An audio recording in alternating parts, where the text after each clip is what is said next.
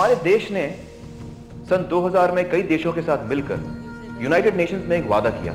हम 2015 तक गरीबी, भूखमरी, बीमारियां जैसे HIV एड्स को जड़ से मिटा देंगे। We will send every girl and boy to school. And a promise to provide clean drinking water to everyone.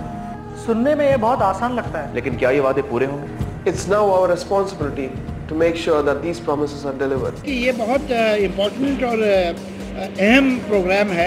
इसमें म्यूजिक भी है, गाने भी हैं, बातचीत भी है, कुछ ह्यूमर भी है, सब कुछ है, लेकिन उसके साथ जो इन्फॉर्मेशन जा रही है वो इन्फॉर्मेशन बहुत इम्पोर्टेंट है। The same thought which is said, if it's sung in a song, it has much more better impact because it's art and you can listen to it again and again and you remember it for the rest of your life.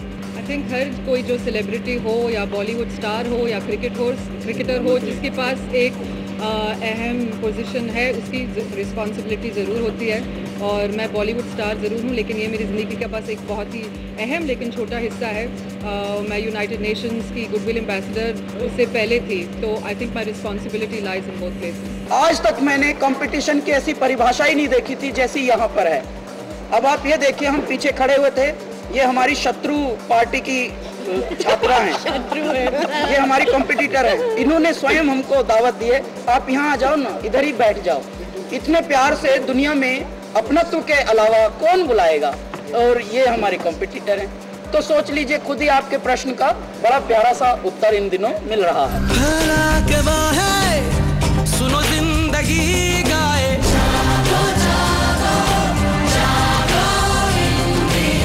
संगीत की लहर ख्वाहिशों को महकाए।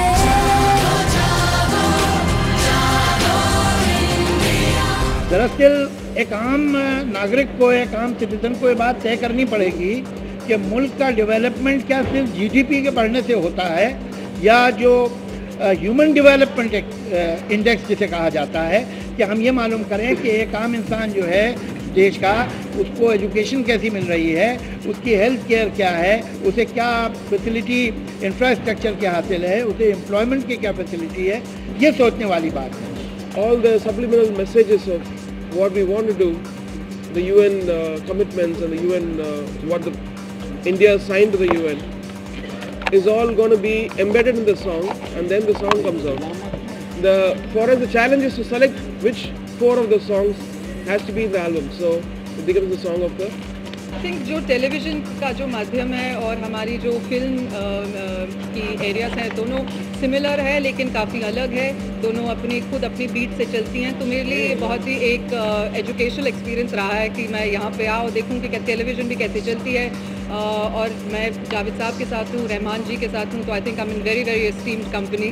और एक show की एक profile भी होती है कि आपके जो कंटेस्टेंट्स कौन है, आपके जूरी मेंबर्स कौन है, and when it has a certain sort of a profile to it, it feels good that you know attached yourself to something like that. ये दुनिया भर में डिफरेंट इतनी कॉन्सेप्ट नहीं है, क्योंकि दुनिया भर में जब masses were to be moved, music ही एक चीज़ थी जो लोगों को एक साथ लाती थी, अब भी लाती है।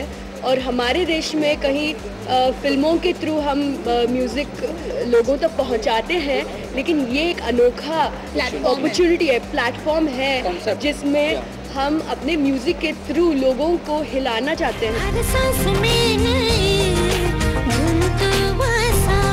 हर शाख मुस्काए, तू भी एक गुल खिला, मुश्किल है, चलो सुर से सुर मिलाए। मेरे ख्याल से इन सिंगर्स को किसी रिकमेंडेशन की ज़रूरत नहीं है। इनमें से आप किसी का भी नाम लीजिए तो वो सारा हिंदुस्तान जानता है कि वो कॉम्पिटेंट सिंगर्स हैं। और ये टीम जो है ये बड़ी क्रिएटिव हैं, ये अपने नए गाने भी बना रही हैं, पुराने गाने भी गाती हैं। तो ये कोई न्यू कमर्स नहीं है कि जिनके बारे में पूछा जाए कि आपने इन्हें कहाँ से ढूंढ लिया और क्यों सेलेक्ट किया। They are established singers. People have been calling me for judging singers and all this stuff, but I always felt who am I to judge, because it's to do with the career, and you know, so this is not going to affect any of the singers on the careers or anything. It's about you're selecting a song. They're all established singers and we know how good they are, and the whole process has been really good for me, seeing them going to the next level. It's not just singers now, they're not singers, they're producers now. The producers of a great idea of a song. Music is not meant to be preachy, the music is meant to be inspirational. It's not meant to say कि ये भी problem है, ये भी problem, सबको पता है कि problems क्या है, सबको पता है. It's meant to wake you up. हमारी जो theme भी है, जागो India. It's meant to be inspirational. It's meant to be wake up to you, what you know is there, and exercise your right to find out whether your country is going to achieve that promise that it made. जी, इसमें हमने बहुत सारे अलग-अलग रंग, जो संगीत के रंग है, जैसे रॉक है, पॉप है, ब्लूज है, तो ये सारे एक्सपेरिमेंट हम लोग कर रहे हैं और ये बहुत अच्छा एक मौका मिला है कि हमारे अंदर का जो एक कलाकार है, जो हर रंग छूना चाहता है, तो ये एक मौका ऐसा मिला है कि इसके ज़रिए हम अपने अंदर के सारे कलाकार जो हैं वो अलग-अलग रंग गा रहे हैं। उम्मीद की सहर ख्वाहिशों को महकाए।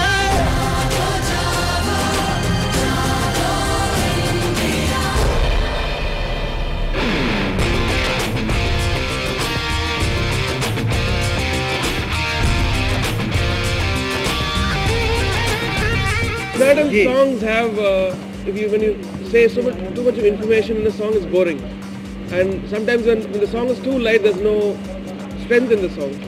So my job is to select a song which is musically fantastic, so it also has the information embedded. So it is good to listen to as a song, not like a preachy thing which comes to the mind and bores you. ऐसा नहीं है कि उस issue के ऊपर सिर्फ गाने बने, गाने तो हुए ही हैं, और वो गाना जैसे बहुत सही बात कही रहमान साहब ने कि वो गाना याद लोगों को रहता है, तो जब भी आप उस गाने को दोहराएंगे, दुनिया में जितने भी मूवमेंट्स हुए हैं, जितने भी एजिटेशंस होते हैं, उसमें एंथम्स क्यों होते हैं, उसमें गाने क्यों बनाए जाते हैं कि आदमी फिर उस एंथम और उस सॉन्ग के थ्रू उस प्रॉब्लम या उस इशू से या उस कॉज से आइडेंटिफाई कर पाता है। Any music that touches a chord within you, it doesn't matter कि म्यूजिक की जॉनर क्या हो, रॉक हो या पॉप हो या मेलोडी हो या लोरी भी हो, कल हम लोगों ने बहुत ही अच्छी लोरी सुनी. It doesn't matter what kind of music it is. It's just that if something stays with you, like Rahman ji said, something that strikes a chord within you which you want to hear again, when you hear it, it creates a certain amount of a feeling or an emotion inside you. That is the kind of music you like to hear. मैं आपको ये बताना चाहता हूँ जी, सबसे पहले तो धन्यवाद मैं दूंगा 9X चैनल को, जिन्होंने इस तरह की स्पिरिट पैदा ही नहीं की पहले, क्योंकि ये इस तरह का सोच लेके, इतना उदार हृदय लेके आना, अरबों खरबों रुपया लगा के कोई शो पैदा करना इस मुद्दे पर कि हमारा मुद्दा क्या है, हमारी स्पिरिट जो है वो कॉम्पिटिटिव नहीं है, मतलब हम यहाँ शो बना रहे हैं आपके एंटरटेनमेंट के लिए, उसमें थोड़ा स्पाइस पड़ेगा ऐसे बोल के कि अब इनका मुकाबला इनके साथ, हम ओवर नहीं कर रहे हैं, हम लोगों की प्रेजेंटेशन में ही वो बड़ी प्यारी सी फीलिंग्स होंगी जो सबको दिख जाएगा।